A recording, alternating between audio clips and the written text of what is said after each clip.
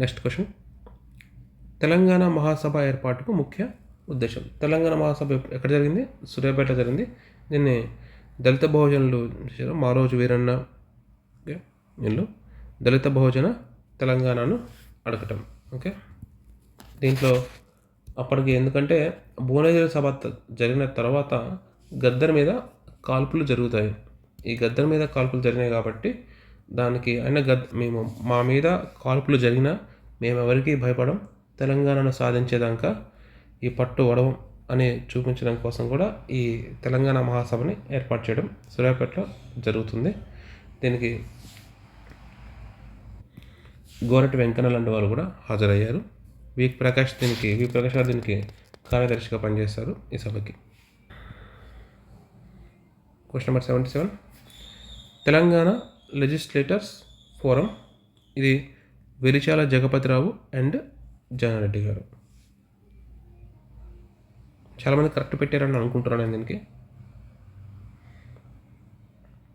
Next, ప్రాంతీయ అసమతుల్యతలు మరియు అభివృద్ధి ప్రత్యామ్నాయాలు అనే అంశంపై ఉస్మానియా విశ్వవిద్యాలయంలో 1997 ఆగస్టు 16-17 మధ్య సెమినార్ జరిగింది. ఇది కరెక్ట్, ఎందుకంటే ఈ సెమినారే తెలంగాణ ఐక్యవేదిక ప్రారంభం కావడానికి మూలం. ఇక్కడనే తెలంగాణ ఐక్యవేదిక మొత్తం 28 సంఘాలు కలిసి తెలంగాణ ఐక్యవేదిక స్టార్ట్ అవుతుంది. బట్ ఈ సెమినార్ నిర్వహించింది మొత్తం కూడా ప్రొఫెసర్ జయశంకర్ గారే. బట్ ఇక్కడ ప్రారంభించారు అని వచ్చింది. యాక్చువల్గా ప్రారంభించేది మటుకు హనుమంతరావు ఒక గొప్ప ఆర్థికవేత్త హనుమంతరావు గారు దీన్ని ప్రారంభిస్తారు. ఓకే, సో ఆన్సర్ వచ్చేసరికి ఏ మాత్రమే.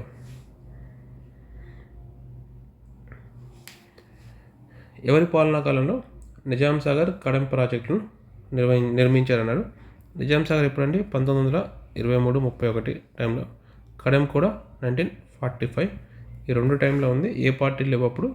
ఉన్నదెవరు? నిజాం కాలం.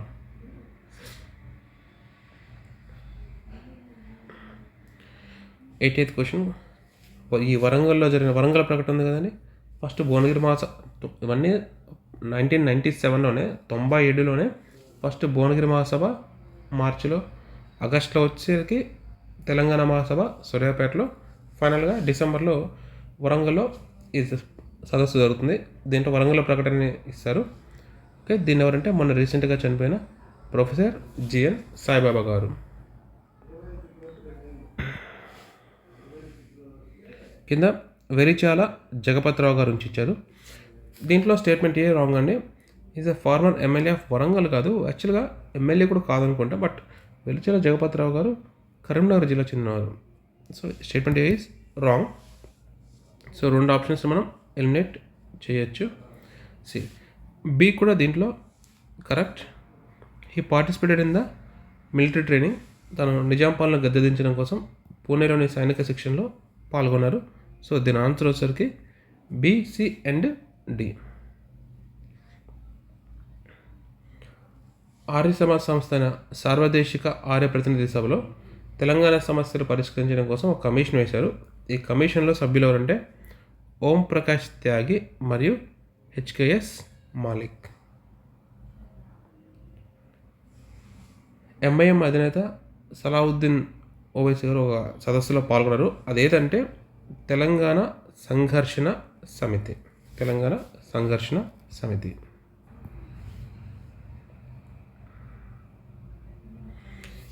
ఏ స్టేట్మెంట్స్ కరెక్ట్ అన్నాడు. దీంట్లో ఈ తార్కుండే కమిటీ ఉంది కదండి. తార్కుండే కమిటీని ఏర్పాటు చేసింది 1977లో. సో స్టేట్మెంట్ బి అనేది రాంగ్ అవుతుంది.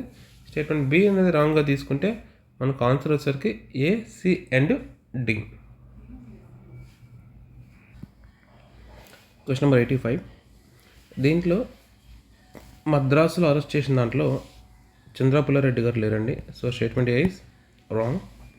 అండ్ 1970లో చంద్రపుల్లారెడ్డి తనదే అసలైన ఆంధ్రప్రదేశ్ కమ్యూనిస్ట్ విప్లవకారుల సమన్వయ కమిటీని ప్రకటించాడు. ఈ స్టేట్మెంట్ కరెక్ట్. సో ఆన్సర్ దీనికి బి మాత్రమే. నెక్స్ట్, దీనికి answer A3 B1 C2 D4.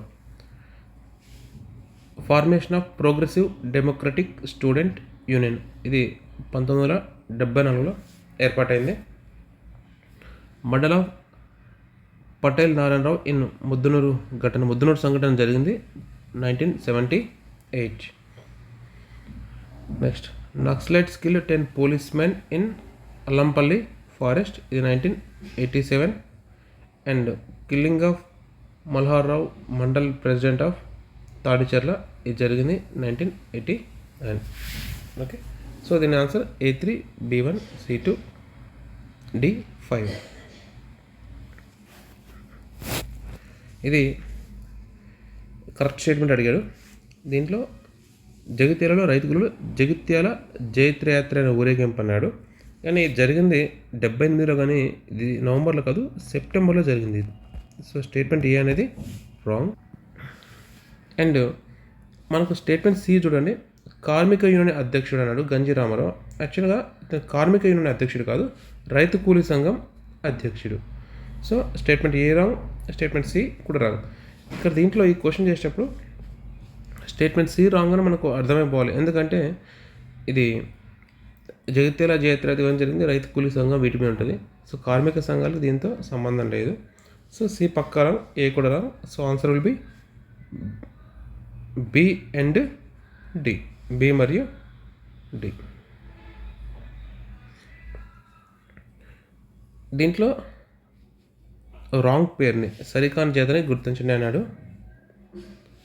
ఈ గుర్తేడు దగ్గర IAS ఆఫీసర్స్ కిడ్నాప్ జరిగింది 1988లో జరిగిందండి. 89లో కాదు 88లో జరిగింది. సో ఇది ఆన్సర్.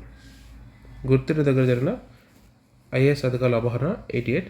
సో రిమైనింగ్ దొరికాయంటే దాంట్లో నాకు ఈ కన్సర్న్ సిటిజన్స్ కమిటీ కూడా 1996 అండ్ పీపుల్స్ వార్ నిషేధం 92, KSWS హత్య చేసింది 1993.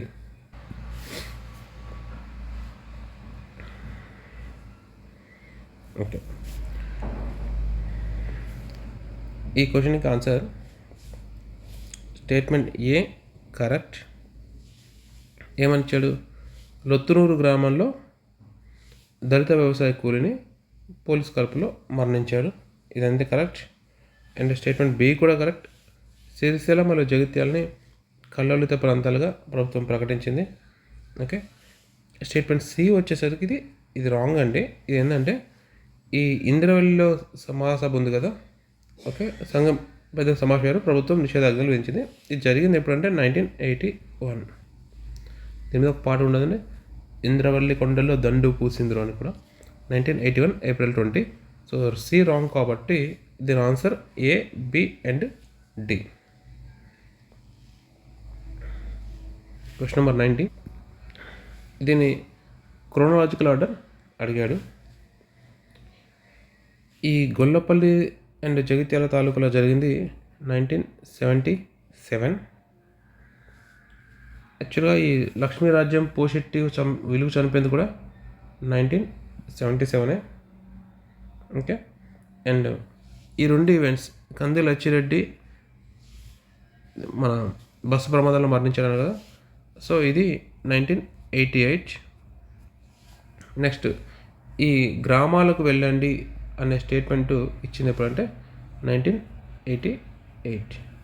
బట్ ఈ 1988లో కూడా 1978 సారీ, ఇది కూడా 1978 88 చెప్పారు, 878. ఏ అండ్ బి 77లో జరిగాయి, సి అండ్ డి 78లో జరిగాయి ఈ సంఘటనలు. అండ్ ఇది అరౌండ్ ఆగస్ట్ మంత్లో జరిగింది, అండ్ ఇది నవంబర్లో జరిగింది. ఈ సంఘటన అరౌండ్ మే మంత్లో జరిగింది. ఇది పర్టికులర్ మంత్ లేదు కానీ ఏప్రిల్ అండ్ మే ఆ టైంలో జరిగింది. ఎగ్జాక్ట్ డేట్ ఏం లేదు కానీ ఏప్రిల్ మే ఆ టైంలో జరిగింది. సో దీని ఆన్సర్ మనకి ఏం కావాలి, క్రోనలాజికల్ ఆర్డర్ అన్నాడు కాబట్టి ఫస్ట్ మనకు ఏ ఉండాలి, ఏ బి ఉండాలి అండ్ సి డి ఉండాలి ఎంత లిస్ట్. కానీ ఇలా ఈ ప్యాటర్న్లో అసలు ఆన్సర్ లేదన్నమాట. ఏబీ తర్వాతనే సిడి ఉండాలి. ఓకే, ఏబీ తర్వాతనే సిడి ఉండే ఛాన్స్ ఉన్నది. బట్ ఎక్కడ కూడా ఆన్సర్లో అది కనబడట్లేదు, మిక్స్ అయిపోతుంది చూడండి. అంటే ఒకవేళ మంత్స్ కొంచెం అటు ఇటు ఉన్నా కూడా ఇయర్స్ మటుకు ఏబీకి 1977, సిడీకి 1978. So first AB, next CD ఉండాలి. అలా ఎక్కడ కూడా మనకి ఇక్కడ ఆన్సర్ ప్యాటర్న్ లేదు. సో దీనికి ఆన్సర్ అయితే లేదు, క్వశ్చన్ డిలీట్ అయ్యే ఛాన్స్ ఎక్కువ ఉంది. ఈ 6 సూత్రాల ప్రణాళికను వ్యతిరేకిస్తూ హోంశాఖ సహాయ మంత్రికి కేసీ పంత్ సమక్షంలో ఈ సంతకం చేయడానికి నిరాకరించిన వాళ్ళు ఎవరంటే ఎస్బి గిరి ఉన్నారు, GS Melkote, Mallikarjun and MM Hashim.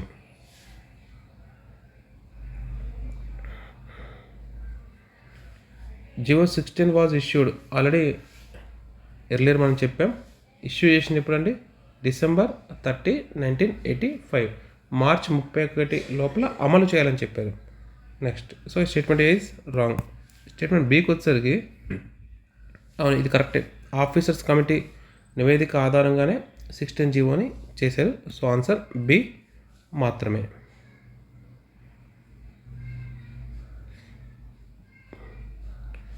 Next, Telangana ప్రాంతీయ కమిటీ స్థాపనకు అధికరణ 371 సులభతరం చేసింది అన్నాడు. Establishment of regional committee of for Telangana, ఇదొకటి. అండ్ దీంట్లో స్టేట్మెంట్ బి తెలంగాణ ఏర్పాటుకు అధికరణం 371D ఆటంకమైందన్నాడు. మరి ఇది ఏ రకంగా ఆటంకం అర్థం కావడం లేదు. ఎందుకంటే 371Dలో జోనల్ వ్యవస్థ ఉంది. జోనల్ వ్యవస్థ అన్నంత మాత్రాన ఒక ప్రత్యేక రాష్ట్రాన్ని ఏర్పాటు చేయొద్దని ఎక్కడ ఏం లేదు కదండి. రాజ్యాంగంలో కూడా ఎక్కడ లేదు అలాంటివి సిస్టమ్. ఫైనల్గా ఏర్పాటు కూడా అయింది. కానీ ఓకే, ఇలా స్టేట్మెంట్ రివర్స్ వేలో ఇచ్చుంటే ఓకే, ఈ తెలంగాణ సమస్యను, ప్రత్యేక ఆంధ్ర సమస్యను సాల్వ్ చేయడం కోసమే 371D వచ్చిందని ఇలాంటి స్టేట్మెంట్స్ ఇస్తే కరెక్ట్ అయ్యేది. బట్ ఏర్పాటుకు వ్యతిరేకమైంది అంటే, అండ్ నేనైతే ఈ స్టేట్మెంట్ రాంగ్గానే అంటున్నాను. అండ్ ఈ ప్రాంతీయ కమిటీ స్థాపనకు అధికరణం 371 సులభతరం చేసింది అంటే ప్రాంతీయ కమిటీ ఏర్పాటుకు ఓకే దీంట్లో వస్తుంది, కానీ అది కరెక్ట్ చెప్పలేకపోతున్నాను answer. So answer neither A and B అని కావాలి, బోత్ ఏ అండ్ బి అని కావాలి. అంటే వాళ్ళ ఇంటర్ప్రిటేషన్ ఎలా ఉందో తెలియదు. వాళ్ళ ఇంటర్ప్రిటేషన్ ప్రకారం రెండిట్లో ఒకటి మాత్రం ఆన్సర్ పక్కా.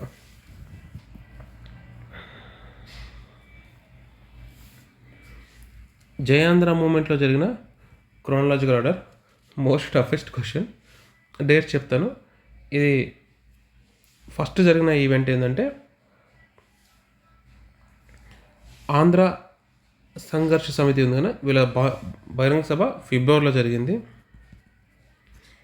అండ్ దీని తర్వాత ఇది నాకు దొరకలేదండి, ఈ విజయవాడ మౌన నిరసన. నెక్స్ట్ జయాంధ్ర ఫ్రంట్ ఏర్పడ్డది మటుకు April 7th, ఇది మాత్రం పక్కా.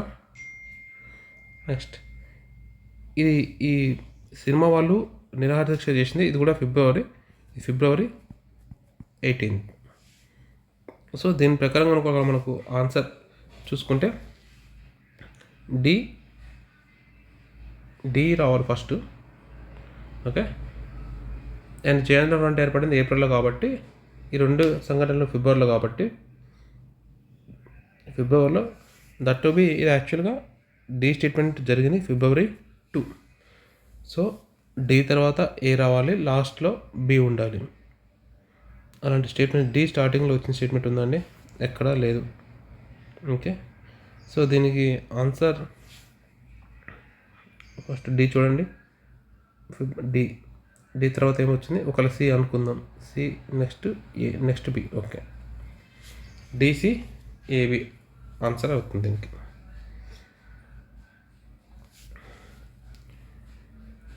ముల్కీ నిబంధనలపై తీర్పులకు సంబంధించి కింది వ్యాఖ్యలను పరిగణించండి అన్నాడు. ఓకే, ఏమన్నాడు ఫస్ట్, పబ్లిక్ ఎంప్లాయ్మెంట్ చట్టం ప్రకారం ఉద్యోగార్హతను ఎంత నివాసం ఎన్ని ఏంటండి 15 years, 15 ఏళ్ళు. So statement is wrong.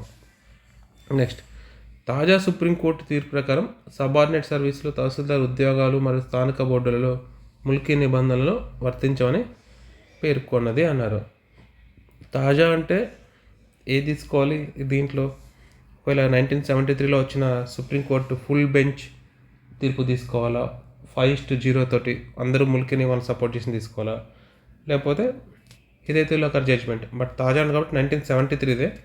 But దాంట్లో వీటన్నిటికీ ముల్కీ నిబంధనలు వర్తిస్తేనే చెప్పారు. So answer will be neither A nor B.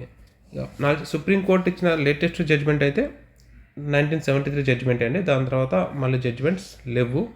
Okay, so దాంట్లో 5:0 రేషియో తోటి చాలా క్లియర్గా చెప్పారు. 5 జడ్జీలు జస్టిస్ సిక్రీ గారి నేతృత్వంలో ముల్కీ నియమాలు వర్తిస్తాయని చెప్పారు.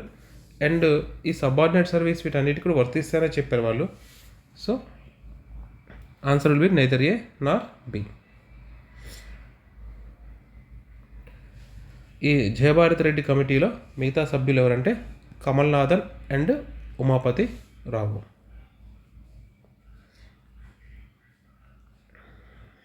ఇది పాలిటీ క్వశ్చన్ కూడా చెప్పచ్చు. దీన్ని ఏ అధికరణ కింద మనం జీవో 36ని మనం రిట్ పిటిషన్ ఫైల్ చేసామంటే, ఇది రిట్ పిటిషన్ అంటే మీకు తెలుసు ఎక్కడికి వెళ్ళాము, సుప్రీంకోర్టుకి వెళ్తే దేని ప్రకారం వెళ్తాం, article 32. Simple polity question. Okay, article 32. బహుశా మూమెంట్ పేపర్లో క్వశ్చన్స్ లేకనో ఎందుకు లేదు, పాలిటీ క్వశ్చన్స్ వెళ్ళాక ఒకటి న్యూ ఎకనామిక్ పాలసీ అని ఎకనామిక్ క్వశ్చన్ లాంటివి ఇస్తున్నారు. ఓకే, నెక్స్ట్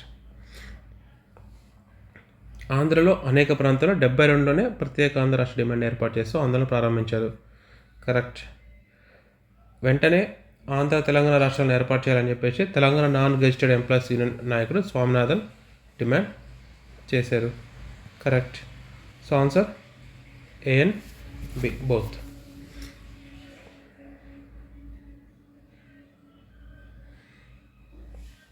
నెక్స్ట్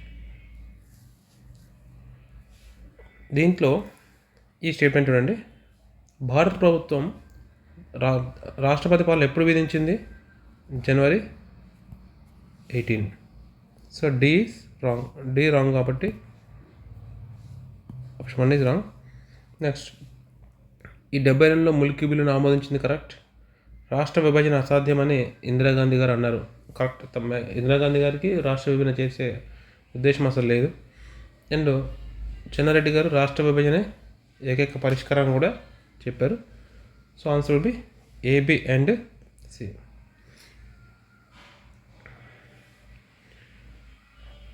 జీవో 36 మీద సుప్రీంకోర్టులో ఛాలెంజ్ చేసిన ఎవరండి? ఏవిఎస్ నరసింహారావు గారు. ఇదే మన జస్టిస్ హిదాయతుల్లా జడ్జ్మెంట్ దీంట్లోనే ఉంటుంది. ఓకే, దీంతో ఫస్ట్ 100 క్వశ్చన్స్ ఫినిష్ చేసాం. Next 50 questions and Indian history pending ఉంది. మోస్ట్ ప్రాబబ్లీ ఇండియన్ హిస్టరీ కూడా ఈరోజు నైట్ కల్లా మేము అప్లోడ్ చేస్తాం. Thank you. And after that cut off video చేస్తాం. చాలామంది కట్ ఆఫ్ వీడియో అడుగుతున్నారు. బట్ మేము కట్ ఆఫ్ వీడియో చేసే ముందు ప్రాపర్గా మార్క్స్ డేటా తీసుకుంటున్నాం. అంటే మాకు తెలిసిన స్టూడెంట్స్ నుంచి, మాకు తెలిసిన మా ఎంప్లాయీస్ నుంచి కొంతమంది ఆల్రెడీ ఎగ్జామ్ రాసి, కొంతమంది ఆల్రెడీ డిఫరెంట్ గవర్నమెంట్ సర్వీస్లో ఉండి ఎగ్జామ్ రాసిన వాళ్ళు ఉన్నారు. వాళ్ళు ఎలా చదువుతారు, వాళ్ళది ఏంటిది కొంచెం ఐడియా ఉంది. వాళ్ళ నుంచి మాత్రమే మేము డేటా తీసుకుంటున్నాం. వాళ్ళు కూడా ఇంకేంటంటే ఇంకా పర్ఫెక్ట్ వాళ్ళు కొంతమంది ఇంకా అన్ని సెక్షన్స్కి చూడలేదు. వాళ్ళు అన్ని సెక్షన్స్కి ప్లస్ చూశాక వాళ్ళ నుంచి ఎగ్జాక్ట్ మార్క్స్ తీసుకొని దాని తర్వాత మేము కట్ ఆఫ్ వీడియో చేద్దామని ఫిక్స్ అయ్యాం. ఎందుకంటే మార్కెట్లో కొంతమంది చెప్తున్నారు నాకు 450 వస్తున్నాయి, 430 వస్తున్నాయి, సర్వీస్ వస్తుందని కొన్ని చూస్తున్నారు కామెంట్స్. కొంతమంది అడుగుతున్నారు కొన్ని. సో 450 వస్తున్నాయి అన్నది ఓకే, కొంతమందికి రావచ్చు. బట్ 450 అంత అట్లాంటి కట్ ఆఫ్ అంత హై కట్ ఆఫ్ ఏమి ఉండదు. కట్ ఆఫ్ కొంచెం తక్కువనే ఉండే అవకాశం ఉంది. సో ఎంత ఉండొచ్చు అని ఆ రేంజ్ మేము ఇస్తాం. ప్లస్ దీనికి ఇంకోటి ఏంటంటే ఈ కట్ ఆఫ్ వీడియోకి ఎందుకు టైం పడుతుందంటే సెకండ్ రీజన్ ఏంటంటే గ్రూప్ 3 అనుకోండి సింపుల్ స్టేట్ వైడ్ పోస్టులు. సో సింపుల్ ఒక సింగిల్ కట్ ఆఫ్ చెప్పొచ్చు. బట్ గ్రూప్ 2కి వచ్చేసరికి ఇది జోనల్ కేటగిరీ. కొన్ని జోన్స్లో కాంపిటీషన్ ఎక్కువ ఉంది, కొన్ని జోన్స్లో కాంపిటీషన్ తక్కువ ఉంటుంది. సో ఒకసారి ఆ జోనల్ వారిగా కూడా ఒకసారి అనాలిసిస్ చేయాల్సి ఉంటుంది. మనం దాంట్లో ఉన్న పోస్టులన్నీ ఆ జోన్లో ఉండే కాంపిటీషన్ అంతా అది కొంచెం ప్రాపర్గా అనాలిసిస్ చేసి మీకు కొంచెం okay 1 or 2 days cut off video late అయినా exact proper cut off video మీకు మేము ప్రొవైడ్ చేస్తాం. Thank you.